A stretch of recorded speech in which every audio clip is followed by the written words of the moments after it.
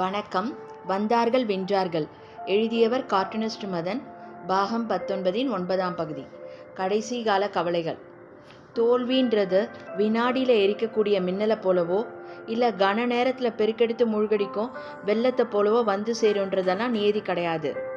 ஒரு வறட்சி சூழ்ந்த முடிவில்லாத பாலைவனமாக ஒருவர் அதை படிப்படியாக சூழ்ந்துக்கிறதும் உண்டு. அவுரங்கசீப் அனுபவித்தது 2வது வகை. சுருக்கமாக சொன்னால் ஆலம்கீர் கடைசி காலம் சோகம் மிகுந்ததாக இருந்தது. அவரோட 50 ஆண்டு ஆட்சியில் முடிவில் முகலாய சாம்ராஜ்யம் பொலன்னு சரிய தொடங்கிடுச்சு.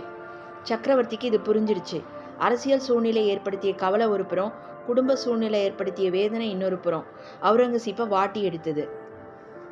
நாட்டிலையும் சரி வீட்லேயும் சரி வீழ்ச்சியை மெனக்கெட்டு வரவழைத்து கொண்டார் இந்த சக்கரவர்த்தின்றதையும் சொல்லணும். கடைசி காலத்தில் அன்பு பாசம் எதற்கும் இடமில்லாமல் அவுரங்கசீப்போட தனிப்பட்ட வாழ்க்கையும் வெறிச்சுன்னு போனது. யாரையும் அருகே நெருங்க விடாமல் தனிமையில் தவித்தார் பாதுஷா. அக்டோபர் 1657 முதல் மனைவி தில்ரஸ் பானு பேகம்னு ஆரம்பித்து வரிசையாக சக்கரவர்த்தியோட 3 மனைவிகள் மரணம் அடைஞ்சாங்க. சில காலமே நெருக்கமாக வாழ்ந்த ஹீராபையை சேர்த்தா 4. கடைசி நாட்களில் தந்தையோடைய அத்தியாவசிய தேவைகளை கவனித்து கொள்ள வயது முதிர்ந்த ஒரு மகள் ஜீனத்துனிசா, பேச்சு துணைக்கு கடைசி மனைவி உதய்புரி பேகம், இவங்க தான் அறைக்குள்ளே அனுமதிக்கப்பட்டாங்க. காஷ்மீரை சேர்ந்த இந்து பெண்மணி உதய்புரி முன்பு தாரா ஷுக்கோவோட அந்தப்புறத்தில் இருந்த அவரை பின்னாடி அவுரங்கசீப் மனம் புரிந்து கொண்டார். அவுரங்கசீப்போட மூத்த மகன் முகமது சுல்தான் தந்தைக்கிட்ட இருந்து பிரிந்து ஷயா பிரிவை தழுவிய சித்தப்பா சூஜோவுடன் சேர்ந்துக்கிட்டார். அதனால சக்கரவர்த்தியோட கடுங்கோபத்துக்கு ஆளானது பற்றி முன்பே பார்த்தோம். 20 வயது நிரம்பிய இந்த மகனுக்கு ஆயுள் தண்டனை விதித்து சிறையில் தள்ளினார் அவுரங்கசீப். கடைசி வர மன்னிப்பு கேட்காம 11 ஆண்டுகள் சிறையில் வாடிய இந்த மூத்த இளவரசர் டிசம்பர் 1676 சிறையிலேயே இறந்து போனார். ஷா ஆலம் என்று அழைக்கப்பட்ட 2வது மகன் ஆசாம் அவுரங்கசீப்புக்கு பிறகு பகதூர் ஷா என்ற பட்ட பெயரோட முடிசூட்டி கொண்டவர். இவர் பீஜப்பூர் மற்றும் கோல்கொண்டா சுல்தான்களோட இவர் ரகசிய உடன்படிக்கை செய்து கொண்டதாகவும் கஜானா பணத்தில் கை வைத்ததாகவும் குற்றம் சாட்டப்பட்டவர்.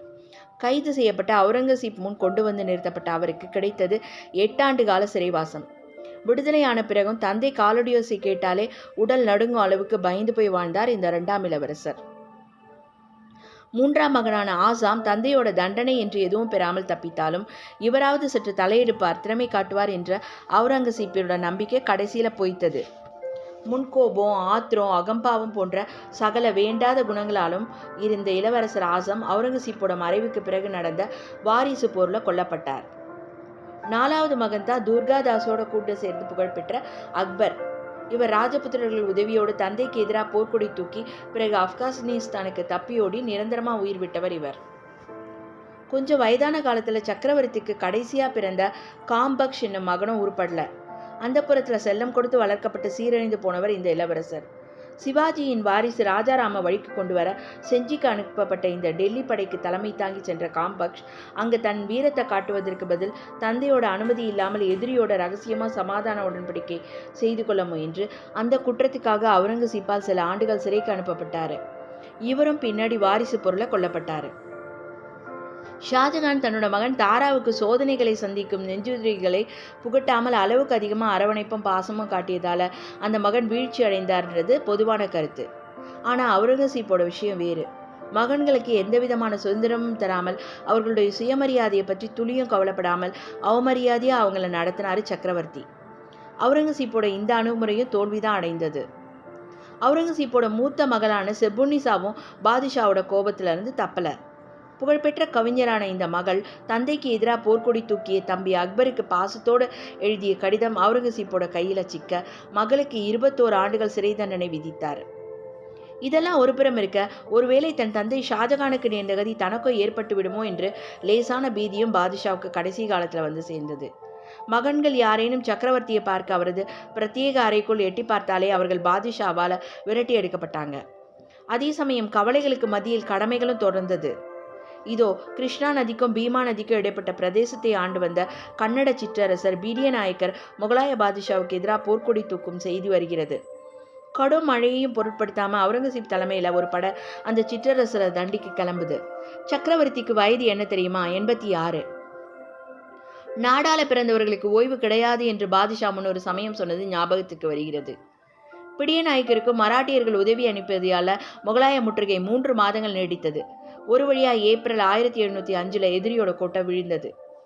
அங்கிருந்து கிளம்பி அருகே இருந்து தேவ்பூர் கோட்டையில் ஓய்வெடுத்து கொண்டிருக்கும் பொழுது திடீர்னு காய்ச்சலால் பீடிக்கப்படுகிறார் பாதுஷா. அந்த நிலைமையில தட்டு தடுமாறி தொழுகைக்கு போறாரு.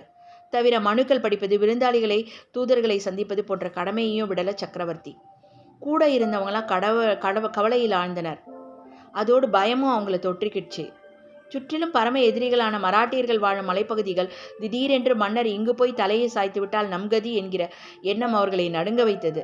என்ன செய்ய, அந்த அளவுக்கு மன்னரின் ஆணைகளையும் ஆலோசனைகளையும் நம்பியே எல்லோரும் வாழ்ந்து கொண்டிருந்தார்கள்.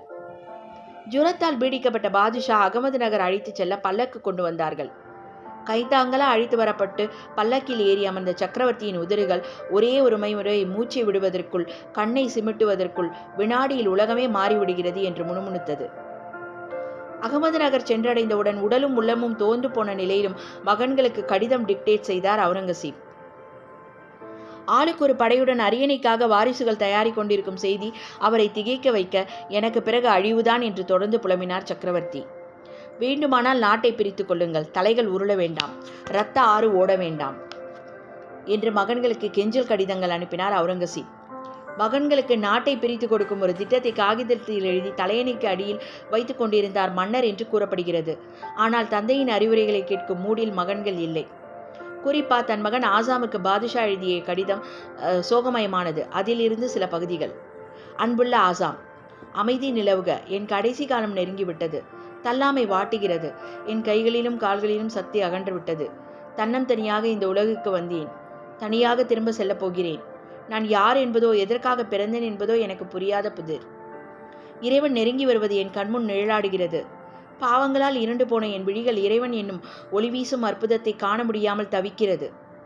உலகுக்கு எதையும் நான் கொண்டு வரவில்லை. திரும்பும் பொழுதோ என் பாவங்களை சுமந்து கொண்டு செல்லப் போகிறேன். எனக்கு என்ன தண்டனை கிடைக்கும்? புரியவில்லை. இறைவனின் எல்லையில்லா கருணை பற்றி எனக்கு தெரியும். இருப்பினும் ஏதேதோ கவலைகளும் பயமும் என்னை தவிக்க செய்கிறது. இதோ நான் தன்னந்தனியாக படகில் ஏறி என் நீண்ட பயணத்தை துவக்க கிளம்புகிறேன். மகன்களாகிய உங்கள் கடமைகளை மறக்காதீர்கள். கடவுளின் குழந்தைகளான மக்களை காப்பாற்றுங்கள். முஸ்லிம் வீரர்கள் பிரிந்து நின்று வெற்றி கொண்டு கொள்ள வழிவகுக்காதீர்கள். என் பேரன் பகதூருக்கு, அதாவது ஆசாம் குழந்தை, இந்த தாத்தாவின் ஆசிகள். நான் இறப்பதற்குள் அவனை பார்க்க வேண்டும் என்ற ஆசைதான் நிறைவேறவில்லை. பரவாயில்லை, எல்லாவற்றையும் இயக்குபவர் இறைவனே. மகனே, வருகிறேன் வருகிறேன் என்று எழுதியிருக்கிறார். 1707 பிப்ரவரி 20 வெள்ளிக்கிழமை அன்று காலையில் தொழுகை முடிந்துவிட்டு தட்டு தடுமாறி மெல்ல திரும்பி வந்து படுக்கையில் சாய்ந்து கொண்டே ஆலம்கீர் அவுரங்கசீப் பாதுஷாவின் உதடுகள் தொடர்ந்து இறைவனின் பெருமையை முணுமுணுத்தவாறு இருந்தது. விரல்கள் ஜெபமாலையை உருட்டி கொண்டிருந்தது. திடீரென்று சக்கரவர்த்தியின் மூச்சு கடைசி முறையாக வெளிப்பட்டு முடிவாக நின்று போனது. அவுரங்கசீப் இறந்த பொழுது அவருக்கு வயது 91 சில மாதங்களும். சக்கரவர்த்தியின் உயில்படி என் கைகளால் தைக்கப்பட்ட குல்லாய்களை விற்ற பணம் 4 ரூபாய் 2 அணாக்கள் தலையணைக்கடியில் இருக்கிறது. உடலை போர்த்துவதற்கு துணி வாங்க அதை பயன்படுத்துங்கள். புனித குரானிலிருந்து நான் எடுத்த நகல்களுக்காக எனக்கு கிடைத்த சம்பள பணம் 350 ரூபாய் என் பிரத்யேக கைப்பையில் இருக்கிறது. அதை நான் இறந்த நாளன்று ஏழைகளுக்கு கொடுத்து விடுங்கள். இந்த நாடோடியின் கல்லறை மிகவும் எளிமையாக வானத்தை பார்த்தவாறு இருக்க வேண்டும். எந்த விதமான அழகோ ஆடம்பரமோ செய்யக்கூடாது. ஊர்வலம், இசை எதுவும் இருக்கக்கூடாது. என் கல்லறை மண்ணால் மூடப்பட்டிருக்கட்டும். அங்கே பசுமையான செடிகள் வளரட்டும். மறைந்த பாதுஷாவின் விருப்பப்படியே எல்லாம் நிறைவேறியது. தௌலாதாபாத் அருகே 6 மைல் தொலைவில் உள்ள குல்தாபாத்தில் உள்ள ஷேக் ஜைனுதீன் போன்ற மகான்கள் அடக்கம் செய்யப்பட்ட இடத்தில் முற்றத்தில் ஒரு ஓரமாக எளிமையாக அடக்கம் செய்யப்பட்டார் இந்த கடைசி முகலாய நட்சத்திரம். அவுரங்கசீப் இறந்த உடனேயே அவர் எதிர்பார்த்தபடியே வாரிசுகளின் வாட்கள் இரத்த பசியோடு உரைகளிலிருந்து கீறிச்சிட்டு உயர்ந்தன. நாளை பார்க்கலாம் பாரசீக பேராபத்தை. நன்றி, வணக்கம்.